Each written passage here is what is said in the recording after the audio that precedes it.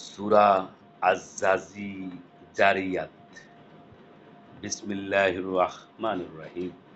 কসম জঞ্চা বায়ুর, অতঃপর বোঝা বহনকারী মেঘের, অতঃপর মৃদু চলমান জলযানের, অতঃপর কর্ম বন্টনকারী ফেরেশতাগণের। তোমাদের প্রদত্ত ওয়াদা অবশ্যই সত্য, ইনসাফ অবশ্যম্ভাবী।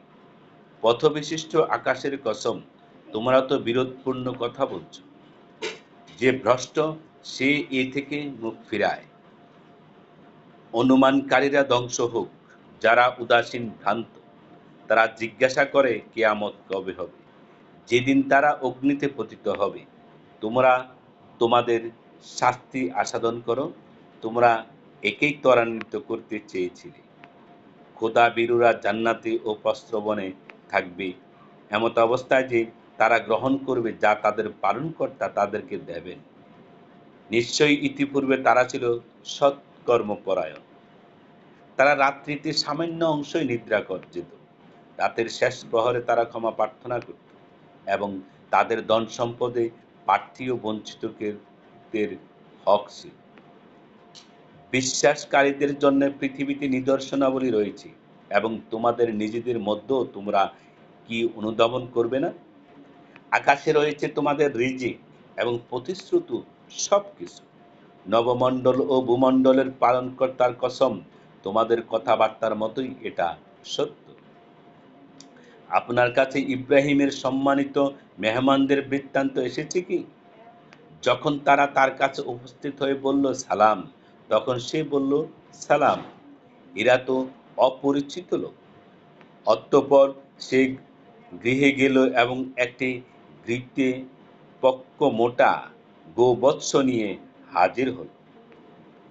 সে গোবৎসটি তাদের সামনে রেখে বলল, তোমরা আহার করছো না কেন?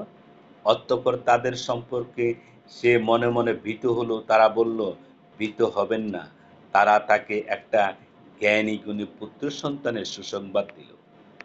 অতঃপর তার স্ত্রী চিৎকার করতে করতে সামনে এলো এবং মুখ চাপড়িয়ে বলল, আমি তো বৃদ্ধা বন্দা। তারা বলল, তোমার পালনকর্তা এইরূপই বলেছেন, নিশ্চয়ই তিনি প্রজ্ঞাময় সর্বজ্ঞ। ইব্রাহিম বলল, হে প্রেরিত ফেরেশতাগণ, তোমাদের উদ্দেশ্য কি?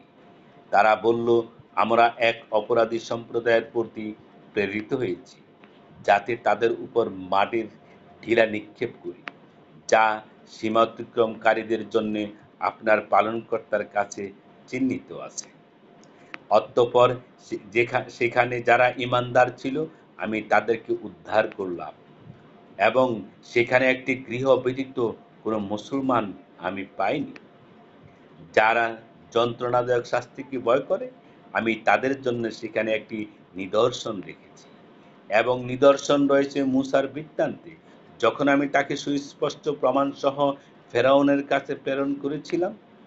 অতঃপর সে শক্তি বলে মুখ ফিরিয়ে নিল এবং বলল, সে হয় জাদুকর, না হয় পাগল।